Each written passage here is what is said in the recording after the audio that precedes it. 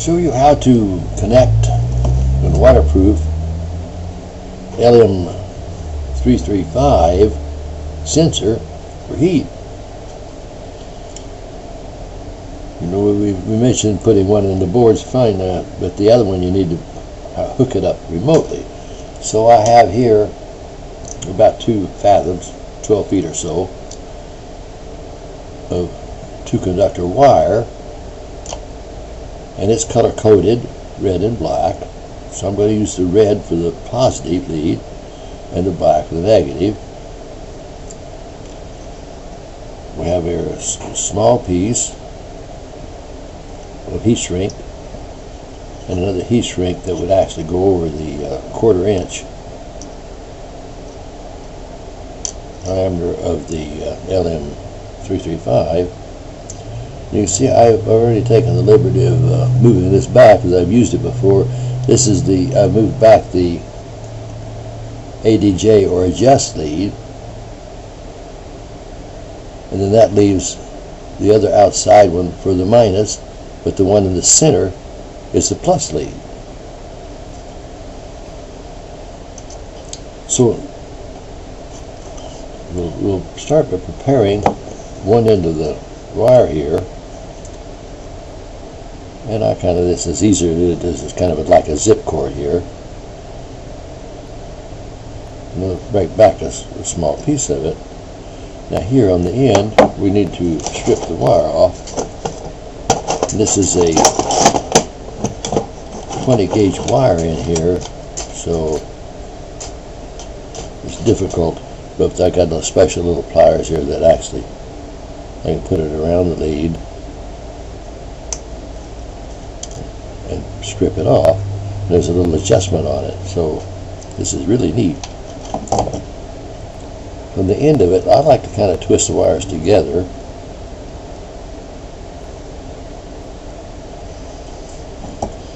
Now this wire here is going to solder to the plus lead, so to insulate it I'm going to use this small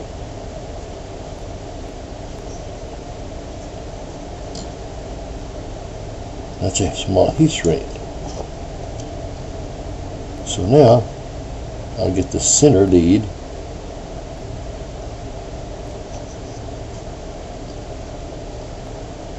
and I'm going to wrap it around this.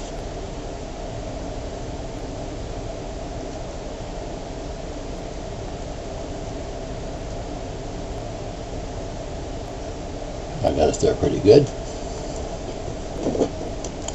Now to hold it,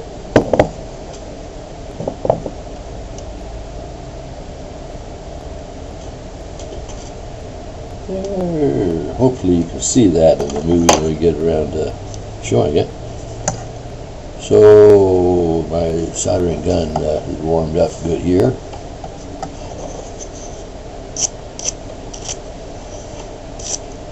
And I find that you just need to clean that off pretty good in order to make heat connection with solder. And I'd like to tin just a little bit on there, and I'll put it up against the wire, and on the opposite side of the wire is where you add the solder. But then I tin it on both sides a little bit this way. Now that's a pretty good looking job there.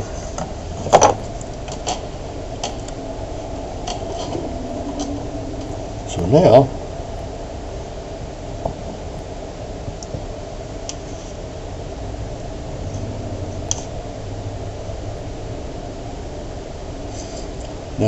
we're not going to use the adjust deal because we don't need to for the circuits we're using. So I'm going to take and cut that adjust lead off, and they're pretty close.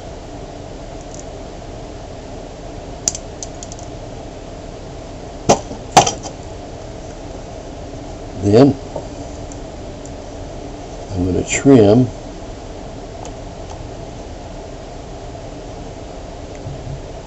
when I've connected I've only got less than a 1/4 inch wire there. Then if you bend it out,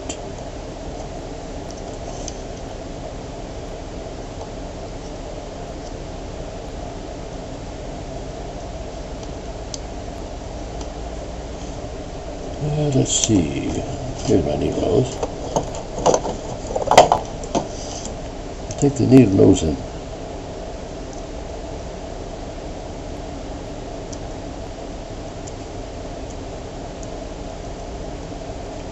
pin that back so that my heat shrink will slide right over it.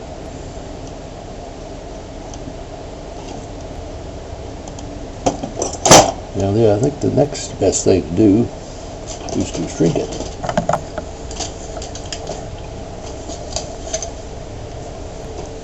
Well, it's a noisy little gun here, but well,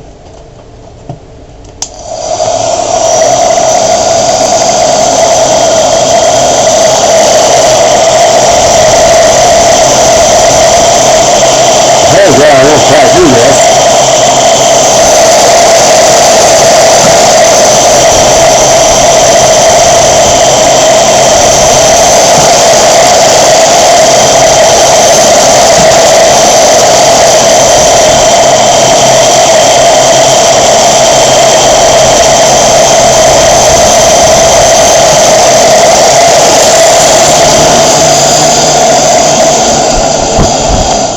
There we are. Looks like we got a pretty good job on that.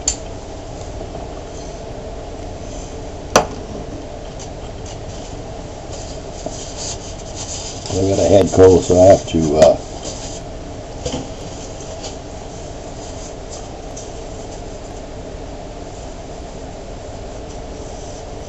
there we go. I can see again without the tears in my eyeballs.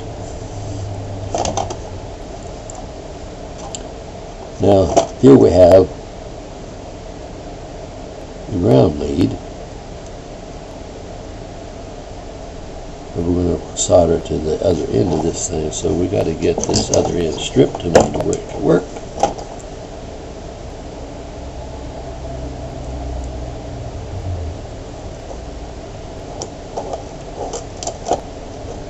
There we are.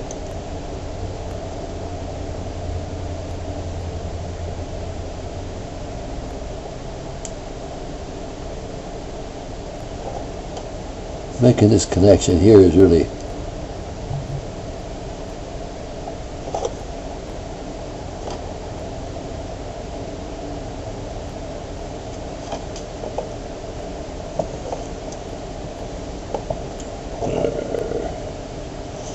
get it in my little holder here.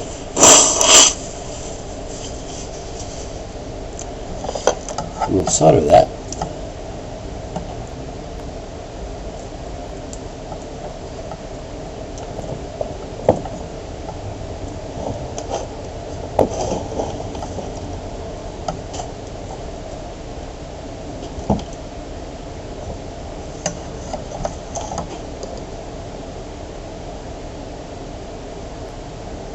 Not too good a connection yet. Let's see if we can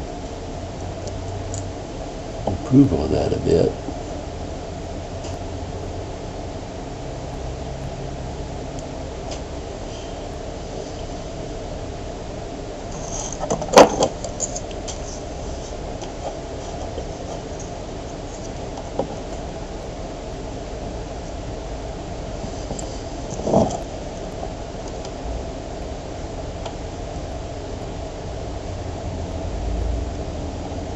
Well, I just don't have a good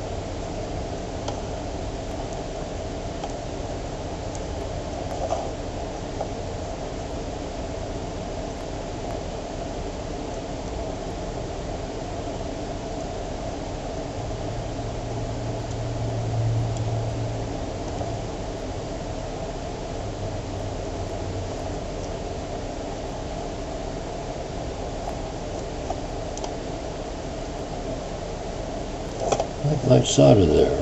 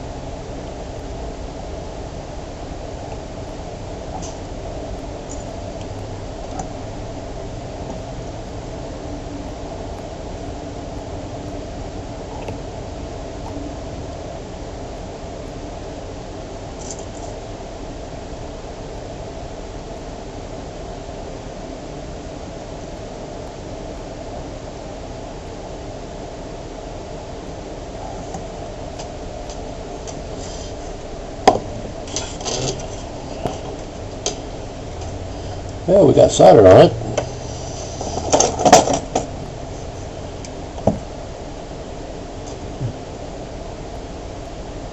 Yeah, it looks like it's tight on it. Good.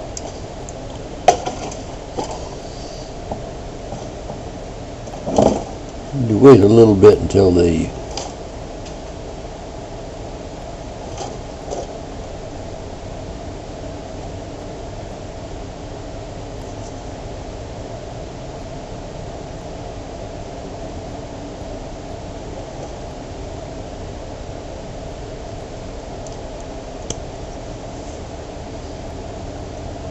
I believe it is soldered.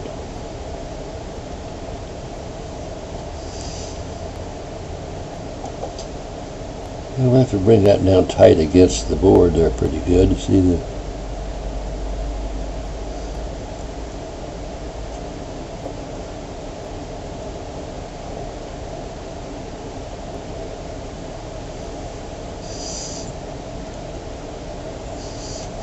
I think I should bring that in just a little.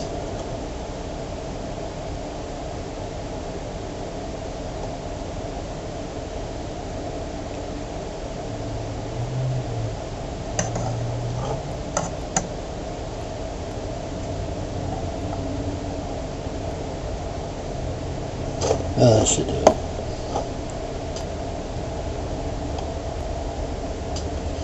Now I will slide the heat shrink over it. So you got to wait till it cools a little bit because it starts shrinking on that there before you get it on if you're not careful. And I'll just slide it over the end and up over. Now they say you need to get a ½ inch or so of that beyond the joints in the area to make it waterproof.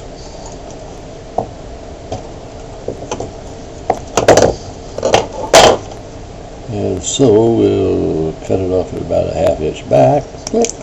There we are. So this is about the way our joint looks. Now we'll take the heat shrink tool.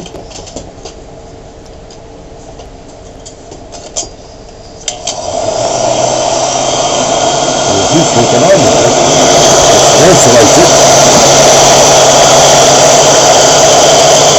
As well as it makes it waterproof.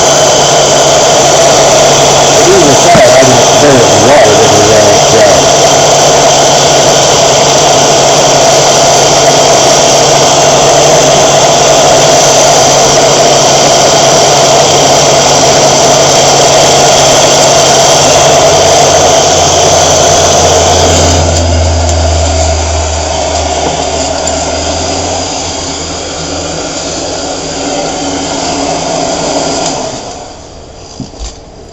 there we go. Now that makes quite a deal. So you can see the end isn't completely together, so you can just mash it together while it's hot and it'll glue in.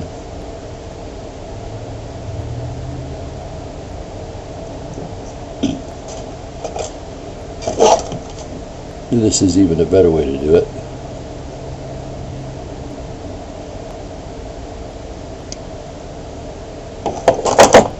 So now you've got it completely sealed. However, the response time is better to be delayed somewhat because you've done this, but you don't need a fast response time on the system that we're using because it takes it quite a while to get hot or cold.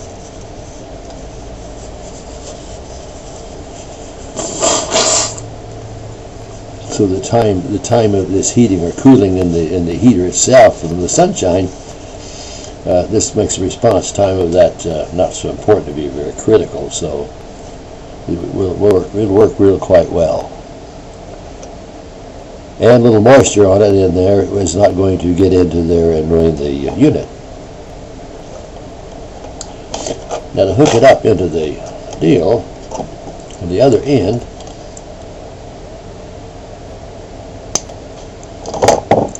we need to make it so that these wires will fit into the connector. So So to do that, we will need to strip it back right at, not over a 1/4 inch back on each one. And like before, I like to twist it together real tight, because there's a limit to the size diameter that will go into the little wire clamp. We made a real nice deal so the wires will all go in, not one hanging over there to go back and short it out.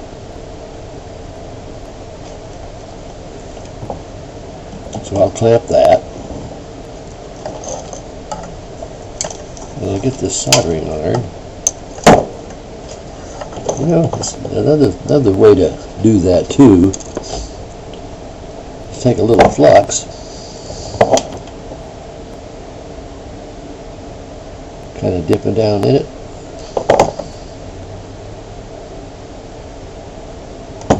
bring it back, wipe off the excess on your fingers, and this way it'll take the solder much quicker. So we put the little, make sure the soldering gun has in itself, and to get a tinning job,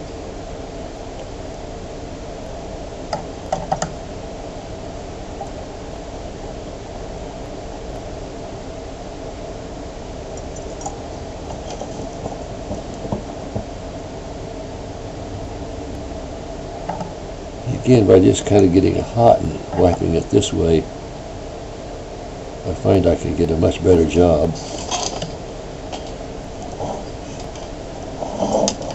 And double check that it is there, so I seem to need a little more solder on this one.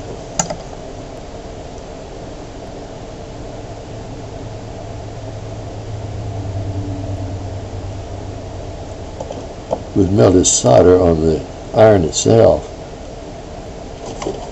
with wiping it, you really get a nicer job, and then you see it turn color.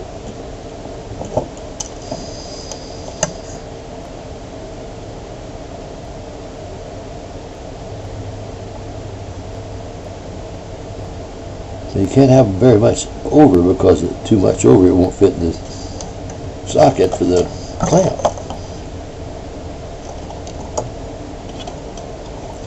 That has a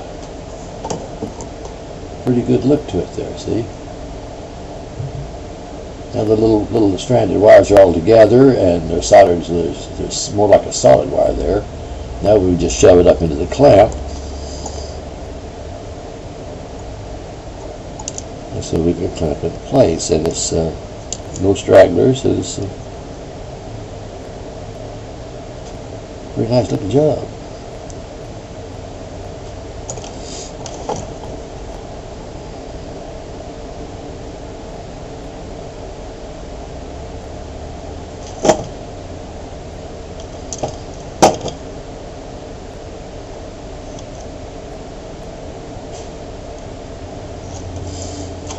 So that does it for that. You can make the wire any length you want to, up to about 100 foot, and it'll work quite well in this particular system. There's some people say about 12-15 foot is about the most you should have it, so I've tried 100 foot, and it seems to work quite well. So